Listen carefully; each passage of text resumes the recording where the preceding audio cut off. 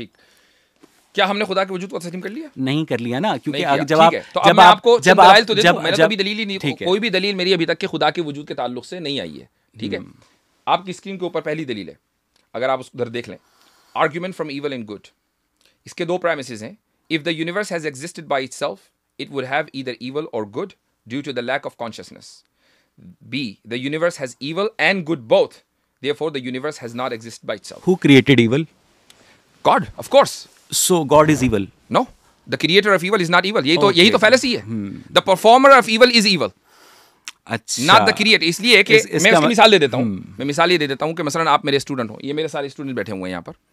मैं इनको जब एग्जाम देता हूँ ना, तो इस एग्जाम के अंदर अगर मैं मल्टीपल चॉइस दूँ तो 3 जो ऑप्शंस होते हैं वो रॉन्ग होते हैं और 1 सही होता है.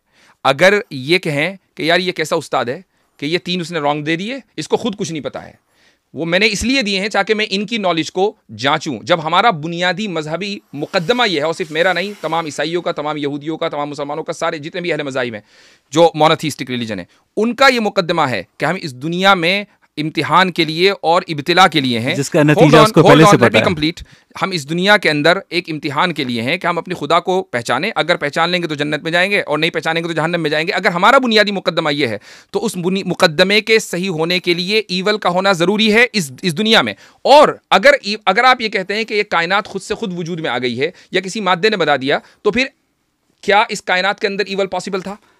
मुझे सिर्फ चलिए खुदा, आपने जिस तरीके से मेरा क्वेश्चन साइड में रखा ना, मैं भी खुदा को साइड में रखता हूं. आप मुझे बताइए कि ईवल क्यों है? क्योंकि इंसान जो है वो क्या कहते हैं, अपने सर्वाइवल के लिए बहुत सारे ऐसे काम करते हैं जो कि इंसानों को नहीं करने चाहिए, इसलिए ईवल एग्जिस्ट करता है. नहीं तो इंसानों की वायरिंग जो जिस तरह मादा है, मान लीजिए पत्थर है, उसका कोई शऊर नहीं है, तो सारे इंसानों को एक ही तरह सोचना चाहिए था ना, कोई बुराई की तरफ ना सोचता. ये सारे अच्छाई होते, ये सारे बुरे होते. ऐसा क्यों हुआ कि कुछ अच्छे हैं कुछ बुरे हैं? कायनात में ईवल एग्जिस्ट करता है. इसलिए कायनात में ईवल एग्जिस्ट करता है कि तमाम इंसान जो हैं वो मुख्तलिफ जीन म्यूटेशंस के नतीजे में वजूद में आते हैं. अगर आपने ये कहा वाजदी साहब कि अल्लाह ताला ने इंसान को इम्तहान के लिए बनाया कि ये मुझे पहचानेगा या नहीं, इसका मतलब ये है कि जब आप अपने मदरसे में अपने तलबा का इम्तहान लेते हैं तो आपको नहीं पता होगा कि कौन फर्स्ट आएगा कौन सेकंड आएगा, लेकिन आपकी अल्लाह ताला को तो इस इम्तहान का नतीजा भी पहले से पता है. आपने मेरे सवाल का जवाब नहीं नहीं मुझे मेरे सवाल का, देखिए मेरे सवाल का जवाब दें आप लेके जाएंगे मुझे तकदीर के मसले पर, तो हम कभी भी आपने इस सेशन को मुकम्मल नहीं कर पाएंगे. ईवल क्यों एग्जिस्ट करता है? आपका जो वर्ल्ड व्यू है उसके एतबार से ईवल कैसे एग्जिस्ट करता है कि ईवल कोई एब्सोल्यूट टोटलिटी में टर्म ही नहीं है कि आप जिस तरह ये माइक एग्जिस्ट करता है, जिस तरह ये घड़ी एग्जिस्ट करती है, जिस तरह मैं एग्जिस्ट करता हूँ, इस तरह ईवल जो है एब्सोल्यूट टोटलिटी में एग्जिस्ट नहीं करता है. अगर मैं पाकिस्तान में, अगर मैं इंडिया में किसी की बीवी का हाथ चूमता हूँ तो ये ईवल है. अगर मैं फ्रांस में किसी की बीवी का हाथ नहीं चूमता हूँ तो मुझे मैनर्स नहीं है. अगर मैं पाकिस्तान या इंडिया की मुस्लिम पॉपुलेशन में सूअर का गोश्त खाता हूँ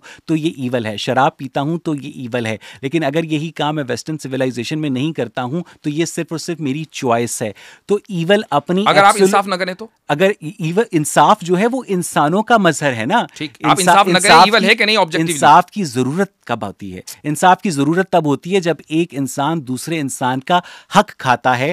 और दुनिया के तमाम जो एथीस्ट्स हैं, मैं ये नहीं कह रहा हूं इंसाफ, आप मेरी बात का जवाब सुन लीजिए, मेरी बात सुन लीजिए. आपके मैं कहना क्या चाह रहा हूं, मैं ये नहीं कह रहा हूं कि इंसाफ की आपको जरूरत कब होती है. जाहिर सी बात है, जब जुर्म होता है तो इंसाफ की जरूरत होती है. क्या आप इंसाफ न करने को ऑब्जेक्टिवली ईवल मानते हैं या सब्जेक्टिव ईवल मानते हैं? ऑब्जेक्टिवली ईवल मानते हैं. अभी तो आपने कहा कि ऑब्जेक्टिवली ईवल नहीं होता. ईवल जो है किसी काम के अंदर एग्जिस्ट करना चाहिए ना. तो जब पोर्क खाना, आपने सारी मिसाल किसी काम की दी है ना, तो इंसाफ करना भी तो एक काम है ना. जब आप उस काम को, जब आप उस तकाजे को पूरा नहीं करेंगे, जब आप किसी पर जुल्म करेंगे, ठीक है, तो उसके बाद इंसाफ की जरूरत पेश आएगी. ठीक है. जब बुराई अपनी टोटलिटी, देखिए मेरी बात सुनिए, जब सूअर का गोश्त खाने, मेरी बात आप समझ गए? मैं समझ गया, मैं उसी को एड्रेस कर रहा हूं कि जो सूअर का गोश्त खाना है उस पर अगर मुझे मतून किया जाएगा और मुझे जज किया जाएगा, सब्जेक्टिव है ना वो, तो सब्जेक्टिव मान रहे हैं, सब्जेक्टिव है.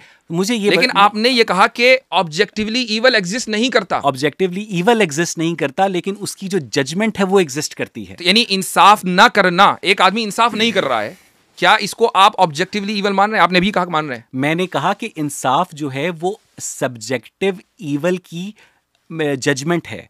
सब्जेक्टिव ईवल की जजमेंट है और इंसाफ के जो तकाजे हैं, ठीक, वो इंसाफ किसी भी तरह हो सकता है। मुझे ये बताइए, let me help you as well, कि एक इंसान को यहाँ पर कत्ल कर दिया जाए या दुनिया के किसी कोने में कत्ल कर दिया जाए, उसके इंसाफ के तकाजे मुख्तलिफ होंगे, ठीक है। इस तरह मसलन हिटलर ने 6 मिलियन लोगों को मारा, उसने कहा मैंने इंसाफ के तकाजे मुख्तलिफ होंगे। इसी तरह अगर दुनिया के किसी दूसरी कोने में शराब पी जाए और यहाँ शराब पी जाए तो इंसाफ के तकाजे मुख्तलिफ होंगे। इसीलिए लेकिन इंसाफ, लेकिन बात हो रही है इंसाफ, उसके तकाज़ों की बात नहीं हो रही है। कंप्लीट ना, कि जब ईवल जो है वो सब्जेक्टिव है, लेकिन उस ईवल की जो जजमेंट है कि आपने इंसाफ के पलड़े में उसको लाना है, वो एक क्या कहते हैं, मेरे नज़दीक एक ऑब्जेक्टिव चीज़ है। अब इस बात को थोड़ा सा नैरो डाउन वापस की तरफ करते हैं कि आपके नज़दीक इस कायनात के अंदर खुदा की मौजूदगी इसलिए ज़रूरी है कि जो ईवल है उसको बाकायदा पनिश किया जा सके, उसको बाकायदा लगाम डाली जा सके। सिर्फ यही नहीं है,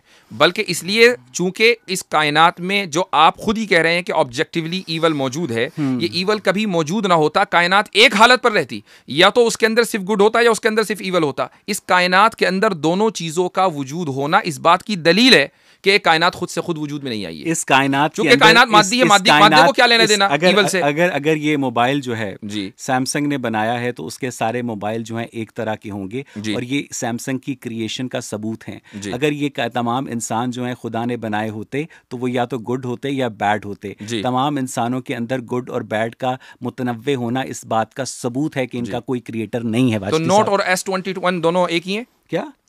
जो नोट 10 और S21 दोनों एक ही है। वो क्या होता है? सैमसंग के दोनों फोन है ना? नहीं, उनकी परफॉर्मेंस हर मॉडल की एक जैसी है ना।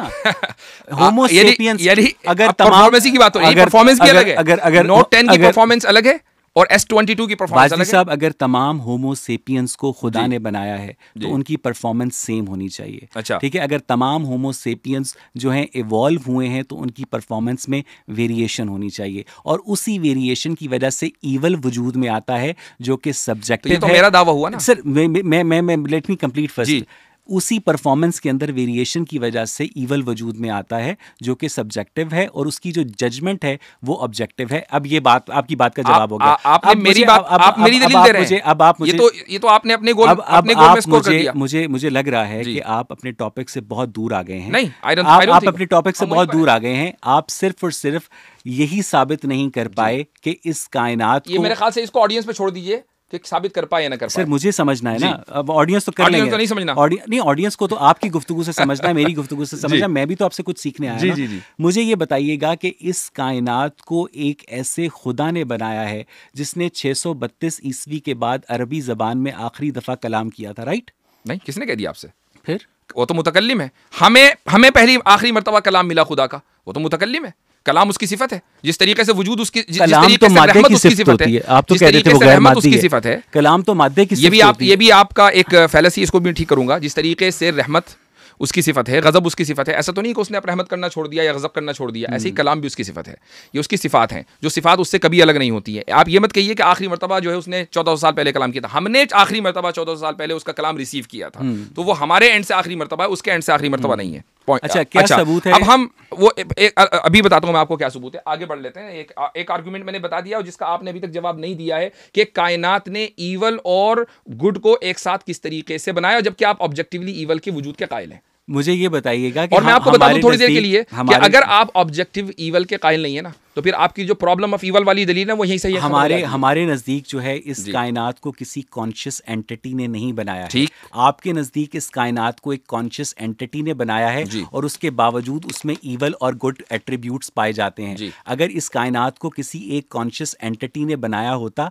तो उसके अंदर जो सलाहियतों का इजहार होता वो प्रेडिक्टेबल होता। यही तो मैं कह रहा हूं। मुझे मैंने यही तो मेरा सवाल है आपसे जनाब। आप मेरा सवाल सुन लीजिए। Just give me 1 second. Kalam का सहारा लेने की जगह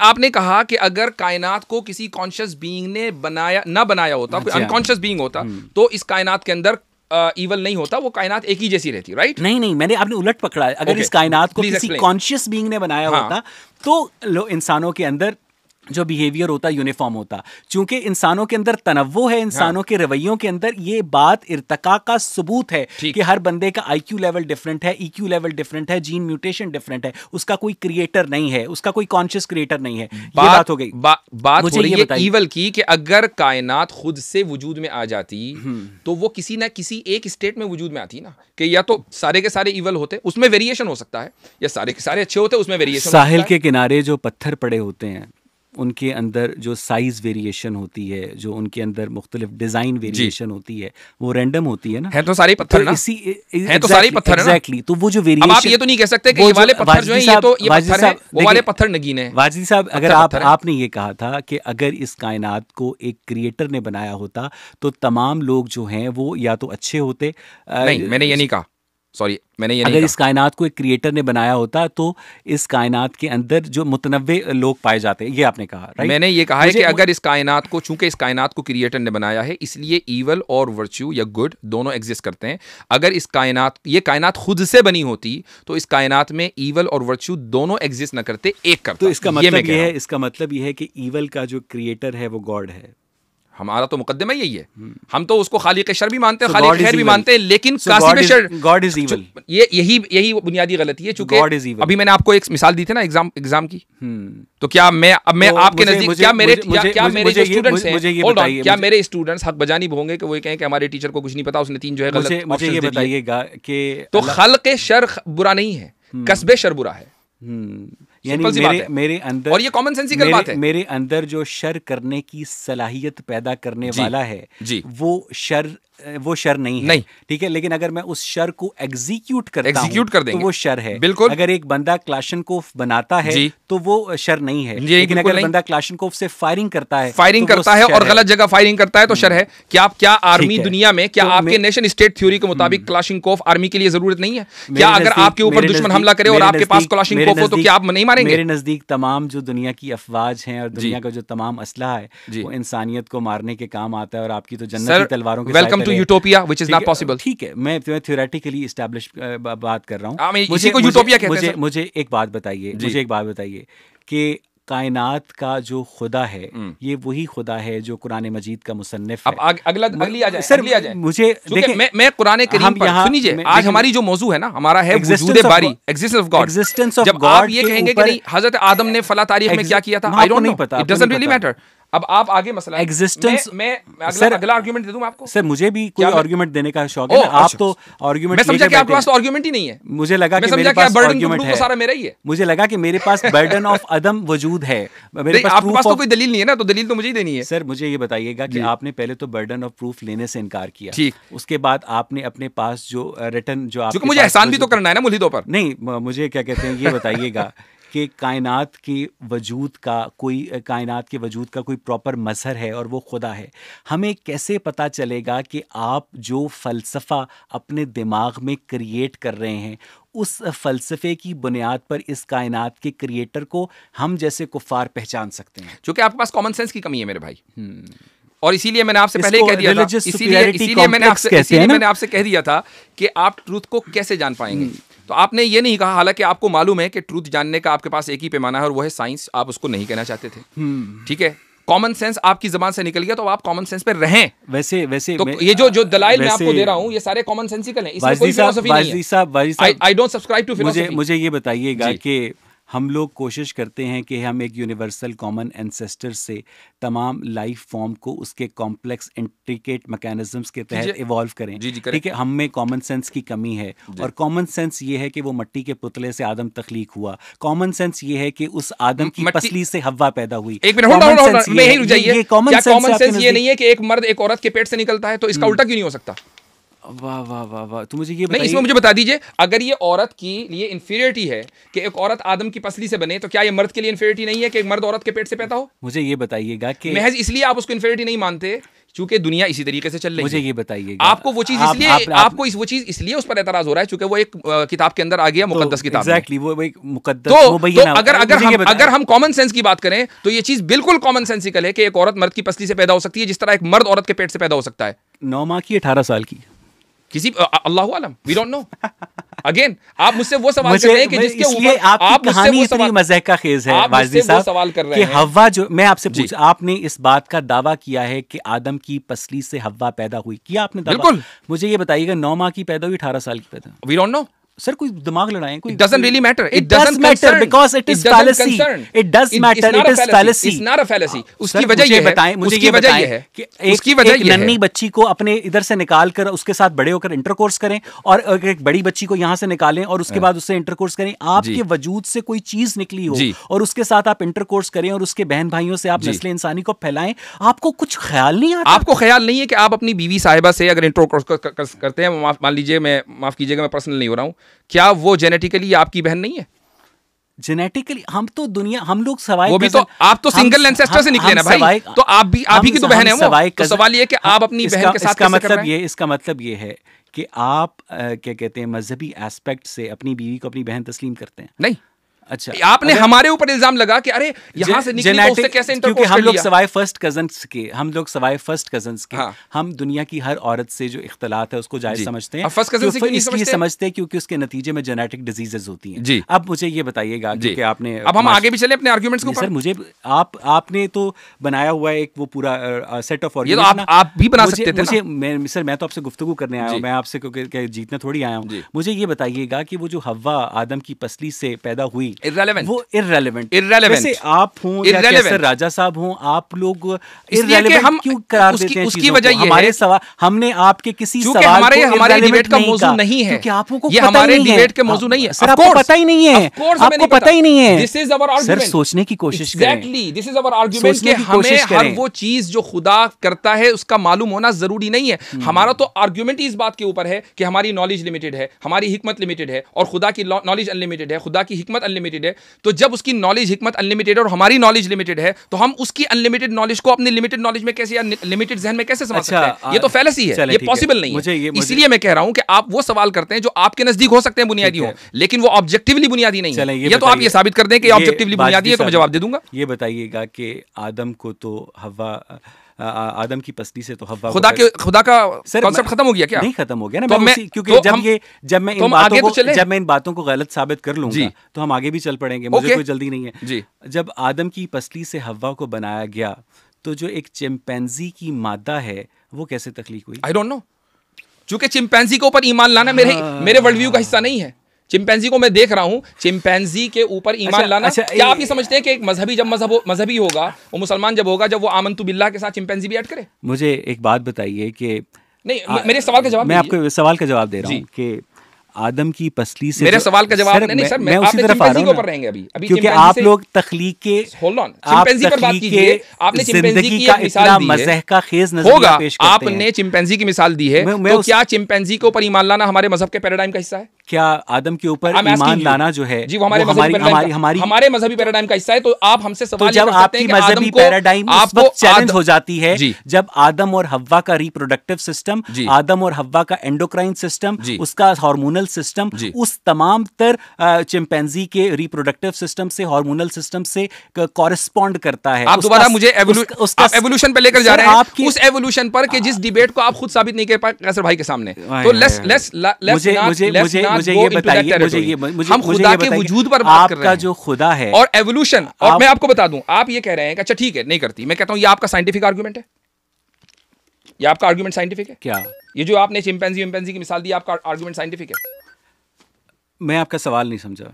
आपने जो भी कहा ना कि उसका जो आदम का और हव्वा का जो भी आपने कहा कि अंदरूनी साख्त है, और उसी तरीके से चिंपैंजी की अंदरूनी साख्त है, नहीं है सेम। ये साइंटिफिक आर्गुमेंट नहीं, सेम नहीं है। ये साइंटिफिक, मैं आपसे पूछ रहा हूँ, ये सेम नहीं है। मैं पूछ रहा हूं आपका साइंटिफिक आर्गुमेंट, ये सिंपल आर्गुमेंट है, ये सिंपल आर्गुमेंट है आपको समझाने के लिए। आप क्यों डर रहे हैं साइंस का नाम लेते हुए? वो तो आपकी मालिक और खालिक है। आप बताइए साइंटिफिक आर्गुमेंट है। मुझे नहीं पता कि आपको साइंस से इतनी चिढ़ क्यों है। नहीं, मुझे नहीं है। और आप साइंस की बदौलत जो है लोगों तक अपना पैगाम पहुंचा रहे हैं। मुझे साइंस से दिलचस्पी नहीं है, मैं साइंटिफिक डिवाइसेस इस्तेमाल कर रहा हूं। मैं आपसे पूछ रहा हूं कि ये साइंटिफिक आर्गुमेंट है जी, यस और नो? जी यस जी, ठीक है। क्या आप समझते हैं कि साइंटिफिक आर्गुमेंट खुदा को प्रूव या डिस्प्रूव कर सकता है? साइंटिफिक आर्गुमेंट खुदा को प्रूव या डिसअप्रूव नहीं कर सकता है। तो फिर आपने क्यों दिया? इसलिए क्योंकि आपने ये कहा कि अल्लाह ताला ने इंसान को स्पेशल क्रिएशन के जरिए क्रिएट किया और उसके बाद हव्वा को आदम की पसली मैंने से कहा आप उस साइंस को लेकर आ रहे हैं खुदा को नहीं। आप ये सवाल आप चैलेंज कर रहे हैं साइंस की बुनियाद पर कि चूंकि इस स्टोरी के अंदर होल है, देयरफॉर खुदा एग्जिस्ट नहीं करता। यही कह रहे हैं ना आप? तो आपने साइंटिफिक आर्गुमेंट को खुदा के डिस्प्रूव करने के लिए इस्तेमाल कर लिया, जो कि साइंटिफिकली गलत है। उस खुदा की मौजूदगी के दावे को चैलेंज किया जिस खुदा की मौजूदगी का आप दावा करते हुए कहते हैं कि जो आदम है वो मिट्टी के पुतले में रूह फूंके जाने से पैदा हुआ। आप इस बात को तस्लीम कर रहे हैं, हव्वा पैदा हुई। आप उस बात को तस्लीम कर रहे हैं कि साइंस को हम खुदा को डिस्प्रूव करने के लिए नहीं इस्तेमाल कर सकते। तस्लीम कर रहे हैं ना? मैं इस बात को तस्लीम कर रहा हूं, लेकिन साथ ही साथ हम लोग हमारी पोजीशन, साइंस को भी इस्तेमाल कर रहे हैं। हमारी जो पोजीशन नहीं हम वेरी इंटरेस्टिंग हमारी जो पोजीशन है वो आपके रिलीजियस गॉड को डिनाई करती है यूजिंग द साइंटिफिक आर्ग्यूमेंट। हमारे पास रिचर्ड डॉकिंस जो है या क्रिस्टोफर हिचन्स जो है, जो सैम हैरिस है, वो उस क्रिएटर की मौजूदगी को डिसअप्रूव नहीं करते जिसकी मौजूदगी का अभी हमारे पास कोई एविडेंस नहीं तो कर चुके हैं ना? जिस पोजीशन सर आप तो कर चुके हैं ना बाजदी साहब, जिस पोजीशन को एग्नोस्टिसिज्म कहते हैं। आप एग्नोस्टिक नहीं है। मैं अपने आप को एथीस्ट/एग्नोस्टिक कहता हूं। ये अभी नया इजाफा हुआ मेरे लिए इंकिशाफ है, इसीलिए मैंने शुरू में पूछ लिया था आपसे कि सर आप एथीस्ट हैं। आपने कहा जी मैं तो मैं बताता हूं। एथीस्ट का मतलब वो होता है जो कि मजहबी खुदा की मौजूदगी को झुठलाता है, और एग्नोस्टिक वो होता है कि अगर हमारे पास कोई इस कायनात की तख्लीक का क्रिएटर कभी हमारे सामने आया तो हम उस दावे के ऊपर गौर कर सकते हैं। इस पोजीशन को एथीस्ट/एग्नोस्टिक कहते हैं, और एथीस्ट वो है जो कि आपके मजहबी खुदा की मौजूदगी को झुठलाता है। वो सबूत जो आपके पास आया वो है जो एक नए दावे को क्या कहते हैं कंसीडर करेगा। आपने कहा कभी अगर हमारे पास सबूत आया, वो सबूत कैसा होगा? साइंटिफिक होगा ना? एग्जैक्टली। साइंस से तो आप प्रूव कर ही नहीं सकते, ना डिस्प्रूव कर सकते ना प्रूव कर सकते। आप किस सबूत के इंतजार में बैठे हैं? साइंस से हम एक ऐसे क्रिएटर को प्रूव या डिसप्रूव नहीं कर सकते जिसकी मौजूदगी में हमने रिलीजन को क्या कहते हैं एड्रेस करना है। आप दो चीजों के खलते मबहस का सहारा ले रहे हैं। ये खलते मबहस नहीं है। मुझे एक बात बताइए, मैं आपको आसानी के लिए बता रहा हूं। मैं आप ये तो कह सकते हैं कि भाई देखें ये जो आप नमाज पढ़ते हैं, रोजा रखते हैं, ये अनसाइंटिफिक है। आप ये तो कह सकते हैं थोड़ी देर के लिए, चूंकि जाहिर सी बात है कि इंसान का अपना अमल है। Hold on, let me complete please, please let me complete. आप अपनी बुनियादी बातों से जंप करते जाते हैं। नहीं, जब ये बुनियादी बात नहीं है, ये बुनियादी बात है। आपने मुझे ये नहीं बताया एवोल्यूशन की बुनियाद पर, आदम और हव्वा की तख्लीक की बुनियाद पर खुदा मौजूद नहीं है, तो आपने साइंस का सहारा लिया खुदा के अदम वजूद के लिए। और मैं